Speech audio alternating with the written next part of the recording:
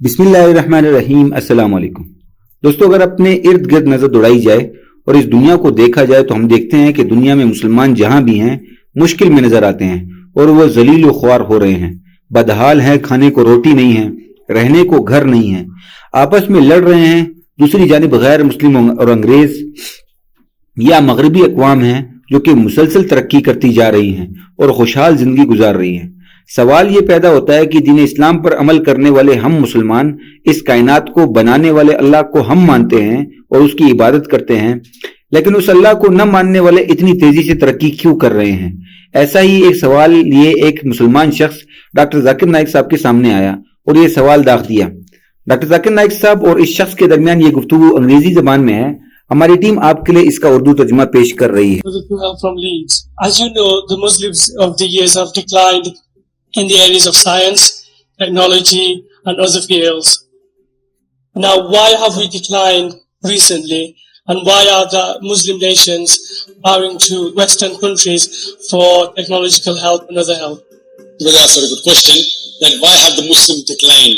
سوال پوچھنے والے نے کیا کہا، اور اس ویڈیو کو مکمل طور پر دیکھنے کے بعد آپ کو بھی معلوم ہو جائے گا کہ دنیا بھر کے مسلمان آج مشکل میں کیوں نظر آتے ہیں اور اللہ تعالیٰ غیر مسلموں کو تیزی سے ترقی کیوں دے رہا ہے۔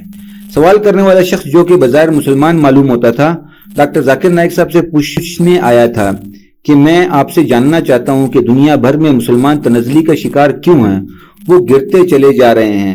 سائنس اور ٹیکنالوجی ہو یا خوشحالی کی زندگی ہو، مسلمانوں کو کچھ بھی میسر نہیں ہے، جبکہ انگریز اور غیر مسلم مسلسل ترقی کر رہے ہیں اور سائنس اور ٹیکنالوجی میں ہم سے آگے نکلتے جا رہے ہیں، یہاں تک کہ ہم مسلمانوں کو سائنس اور ٹیکنالوجی انگریز سے حاصل کرنی پڑی۔ ڈاکٹر ذاکر نائک صاحب نے اس لڑکے کے سوال کو بہت اچھا سوال قرار دیتے ہوئے مختصر طور پر اسی سوال کو دہرایا اور جواب دینا شروع کیا۔ Have the Muslim decline in terms of science and technology? Why do we look up to the Western world, etc.? If you read history, from the 8th to the 12th centuries, the Europeans, they called it as the Dark Ages. Doctor Zakir Naik sahab نے کہا کہ اگر ہم تاریخ کا مطالعہ کریں تو 7ویں اور 8ویں صدی کو یورپین لوگ ایک سیاہ صدی کہتے ہیں، یا پھر وہ اسے ایک سیاہ دور کہتے ہیں۔ سیاہ دور یا پھر کالا دور مغربی ممالک کے لیے، کیونکہ وہ مشکل میں تھے اور اس وقت ان کی حالت وہ تھی جو آج مسلمانوں کی ہوتی ہے۔ لیکن اس وقت 7ویں اور 8ویں صدی میں جب انگریز سیاہ دور سے گزر رہے تھے اور بہت مشکل زندگی گزار رہے تھے، اسی وقت مسلمانوں کا عروج تھا، کیونکہ سائنس اور ٹیکنالوجی میں اس وقت مسلمان بہت تیزی سے آگے بڑھ رہے تھے۔ وہ انگریزوں کے لیے سیاہ دور تھا، تو اسی دور میں مسلمانوں کے لیے سنہری دور تھا اور مسلمان تیزی سے ترقی کرتے ہوئے نئی نئی ایجادات کر رہے تھے۔ جیسا کہ اس پوری دنیا کا نقشہ بنایا، یہ پہلا بڑا کام تھا جو کہ ایک مسلمان نے ہی سر انجام دیا، اور سن 1154 میں الدروسی تھا۔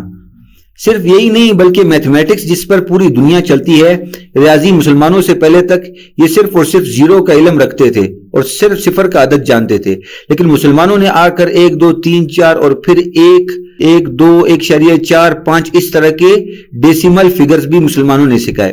اس لیے تو ان نمبرز کو آج بھی عربک نمبر کہا جاتا ہے۔ اسی طرح سے ٹریگنومیٹری، جو کہ میتھمیٹکس کی ایک بہت ہی اہم شاخ ہے، جس کے ذریعے البیرونی نامی مسلمان سائنسدان نے پوری دنیا کا قطر یعنی کہ ڈائیمیٹر معلوم کر ڈالا تھا، اسی طرح سے مسئلہ فیثاغورس جس پر آج کی پوری میتھمیٹکس کی بنیاد ہے، وہ بھی ایک مسلمان کی ایجاد ہے۔ دراصل ان مثالوں کے ذریعے ڈاکٹر ذاکر نائک صاحب سب کو بتانا چاہتے تھے کہ ہم مسلمان سائنس، ٹیکنالوجی اور جدید علوم سیکھنے میں آج سے پہلے کے دور میں کتنا آگے تھے، لیکن سوال یہ تھا کہ ہم پیچھے کیسے چلے گئے اور اس کا اب حل کیا ہے۔ ڈاکٹر ذاکر نائک صاحب نے اس پر بھی وضاحت سے گفتگو پیش کی۔ As I told you earlier, the person who drew the first world map was Al-Idrusi, 1154. In mathematics, the Indians had known about the zero, the Arabs came, they got that and invented, they put the decimal point. So therefore even what we call the numerals is an Arabic numerals. That 1 2 3 4, the right word for that is Arabic numerals. 1 2 3 4. It is by the Arabs. In trigonometry, if you know, the person who was an expert, Al-Biruni, well, this put the Pythagoras theorem, the square of the opposite side is equal to sum of the other two sides of the triangle. It was all a pussy. So when we read history, Muslims were on top of the world. Doctor Zakir Naik sahab نے کہا کہ مزید علوم کی بات کریں تو chemistry بہت اچھا مضمون ہے اور جس سے بہت ترقی ممکن ہے۔ آپ یہ جان کر حیران رہ جائیں گے کہ کیمسٹری کا باپ کیمسٹری کے والد کہلائے جانے والا جابر بن حیان ایک مسلمان تھا، اور اس سے پڑھانے کے لیے آج کے دور کی کتابوں میں جابر بن حیان کو نام گیبر لکھا جاتا ہے، اور ایسا جان بوجھ کر کیا جاتا ہے تاکہ لگے کہ وہ بھی ایک انگریز تھا جبکہ وہ مسلمان تھا۔ ڈاکٹر ذاکر نائک صاحب نے مغربی لوگوں کی اس چال کو جب بے نقاب کیا تو حال میں موجود لوگ بھی ہنسنے لگے کہ کیسے انہوں نے جابر بن حیان جو کہ مسلمان تھا اس کے نام کو انگریزی میں گیبر کہنا شروع کر دیا ہے، جس سے اب وہ ایک غیر مسلم سائنسدان لگتا ہے اور وہ کیمسٹری کا باپ کہلاتا تھا۔ یوں مسلمانوں تاریخ میں سے یہ اعزاز بھی چھین لیا گیا۔ ذرا یہ مناظر دیکھیے۔ Who's been on top of the world? The father of chemistry. Who is he? You know, we read in the book, Geber. It is Jabir ibn Hayyan. You want to westernize the name, Geber. Sound like a westerner. It is Jabir ibn Hayyan. Geber. We read in school, the person who discovered the blood circulation, William Harvey.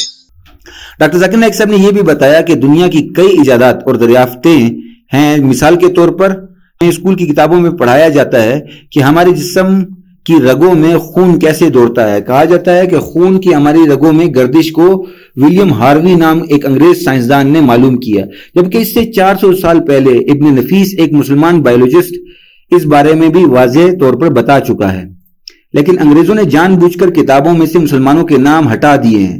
اب William Harvey کو تو سب جانتے ہیں، لیکن ابن نفیس جیسے مسلمانوں کو جس کا یہ حقیقی کارنامہ تھا اسے بھول گئے ہیں۔ ڈاکٹر ذاکر نائک صاحب نے یہ بھی بتایا کہ جیسا کہ جابر بن حیان کے نام کے ساتھ چھیڑ چھاڑ کر کے اسے گیبر کہا گیا ہے، اسی طرح سے ایک اور مسلمان سائنسدان اور فلاسفر جسے مشرق کا ارسطو بھی کہا جاتا ہے، بہت عظیم فلاسفر، اس کا نام آج ایوسینا لکھا جاتا ہے۔ ایوسینا، جبکہ یہ بھی انگریزوں کی شرارت ہے، دراصل اس کا نام اب ایوسینا نہیں علی ابن سین ہے، یہ ظاہر کرنے کے لیے کہ علی ابن سینا مسلمان نام ہے، اس کو چھپا دیا جائے۔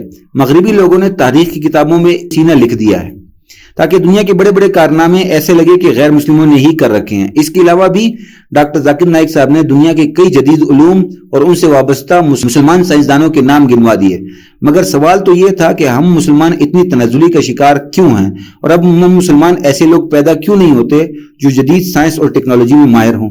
And 400 years before William Harvey, it was Ibn Nafis.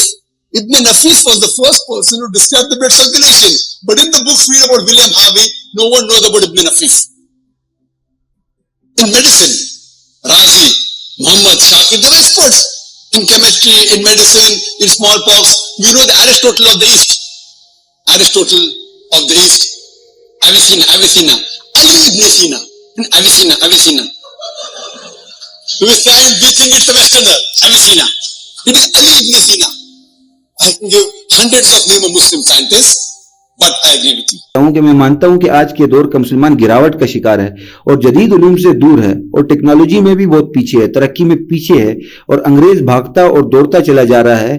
ہم مسلمان عروج پر تھے مگر آج ہم مسلمان گر چکے ہیں، اور اس کی بڑی وجہ یہ ہے کہ اس وقت جب مسلمانوں کے ترقی کا دور تھا، جسے سنہری دور کہا جاتا ہے، اس وقت ہم مسلمان اپنے مذہب کے بہت قریب تھے، اس پر اپنے مذہب پر باقاعدہ عمل کرتے تھے۔ دین اسلام ہی ہمارا اوڑھنا بچھونا اور زندگی گزارنے کا سلیقہ ہوا کرتا تھا، لیکن آج ہم مسلمان قرآن پاک اور صحیح حدیث سے دور ہو چکے ہیں، اور مغرب کے لوگ انگریز ترقی کیوں کر رہے ہیں؟ ڈاکٹر ذاکر نائک صاحب نے اس کی بہت دلچسپ وجہ سامنے رکھ دی۔ I can give hundreds of names of Muslim scientists, but I agree with you. Now, the Muslims have declined. We Muslims on top of the world. The reasons today the Muslims have declined and we're on the receiving end is because that time we were close to our religion. Now Muslims have gone away from our religion, away from Quran and Sahih Hadith. The Westerners have advanced. Doctor Zakir Naik sahab نے کہا کہ مسلمان دین سے دور ہوئے تو وہ گرتے چلے گئے، لیکن مغرب کے لوگ اور انگریز جب اپنے دین سے دور ہوئے تو وہ کامیاب ہوتے چلے گئے۔ ذرا غور کیجیے، مذہب سے دور ہوئے تو ہم گرنے لگے، انگریزوں نے اپنا مذہب چھوڑا تو وہ ترقی کرنے لگے۔ اس کی وجہ صرف اتنی ہے کہ ان کا مذہب جو انہیں سکھاتا ہے وہ حق نہیں ہے، وہ سچ نہیں ہے، اور ان مذہبی کتابوں سے لیا گیا ہے جس میں رد و بدل کر دیا گیا۔ اللہ تعالیٰ کا حقیقی پیغام ان کے پاس نہیں ہے، اور اس سے پہلے جب وہ ایک غلط پیغام پر بہت زیادہ عمل کر رہے تھے، یعنی کہ اپنے مذہب پر صحیح سے عمل کر رہے تھے، تو وہ ترقی نہیں کر رہے تھے، کیونکہ ان کا مذہب انہیں زندگی جینے کا صحیح طریقہ نہیں بتاتا۔ اسلام جینے کا صحیح طریقہ بتاتا ہے، اور یہی دین حق ہے۔ اگر آج بھی ہم مسلمان اپنی زندگیوں کو قرآن پاک اور صحیح احادیث کی روشنی میں گزارنا شروع کر دیتے ہیں تو ہم مسلمانوں کے لیے وہ سنہرا دور ترقی کے ادوار اور جدید ٹیکنالوجی اور دنیا کی ساری پرآسائش زندگیاں ہمارے حصے میں بھی آ سکتی ہیں.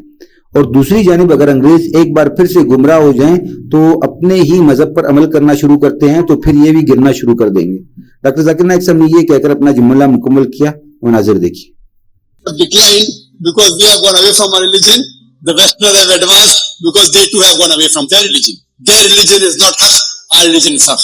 The reason we have gone away from Quran and Sunnah, that is the reason we are in this situation. If we go back to Quran and the Sahih Hadith and implement the guidance given by Allah and His Rasul, inshallah, once again we will be on top of the world. I hope that answers the question.